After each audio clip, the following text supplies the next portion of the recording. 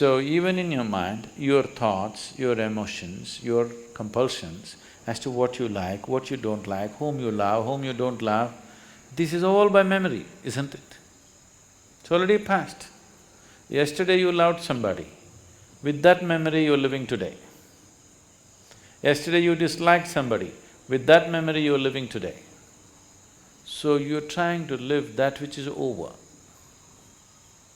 If you try to live that which is over, that which is will bypass you. So yoga means to liberate yourself from that information which determines who I am right now. That information which determines the color of my skin, that information which determines the shape of my body, that information should not determine how I think, how I feel, how I experience my life. But unfortunately it is. So if you become like this, that information does not determine how you are right now, then you are moving into yoga. So daily working, daily morning sadhana is just this, to slowly, gradually, to create the distance from that information. You don't have to lose it. People say, I want to forget. If you forget, you will once again do the same idiotic things all over again.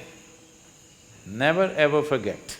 The more unpleasant your life has been, the more you should never forget. If you forget, you will do the same stupid things all over again. This is not about forgetfulness, but being able to carry. See, suppose today you have memory sticks. If it's all the time plugged in and all of it playing, you'll go crazy. You can carry it in your pocket, no problem. When you want, you stick it in your computer, otherwise you put it in your pocket, this is good. No problem.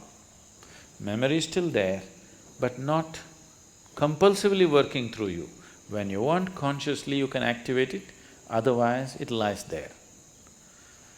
So if this becomes like this, if you want, you can activate all of it, otherwise you can keep it aside. Then once that freedom comes, memory is not a problem. But right now memory is a problem because it's playing up all the time. Yesterday's love, yesterday's dislike, everything is determined who you are today. It will not allow you to experience what is today. It will not allow you any possibility of life, it will just keep on, you are like a broken record, just going on the same thing. I dislike this person, I dislike this person, I dislike this person. Only yesterday you disliked him. Today it's not necessary to dislike him. Yesterday he was doing something, we disliked him. There is no need to dislike him today, but the memory is playing up and saying, I dislike him, I dislike him. Whether you like him or you dislike him, both ways, it is an old record playing, which will not allow you any perception. Unless you begin to perceive life in larger and larger doses, there is really no experience of life, just mind playing over and over, same record. So yoga means breaking this cycle, and nature will not release you from that, just like that. It needs a certain amount of work. If you want to be just like that released, then you have to release yourself from the body itself.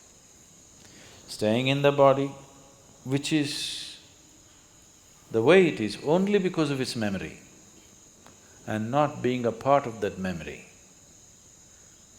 It is the foundations of information that we carry which has constructed this body the way it is. To live in it and not to be off it will not come easy. I'm not saying it's difficult, but it needs to be worked at. The sadhana is just about this. However simple the sadhana is, every day if it is worked at, slowly one can see a certain level of freedom happening within you step by step, maybe inch by inch. maybe micromillimeter by a micromillimeter, but nobody can say it is not releasing you. It will slowly release you.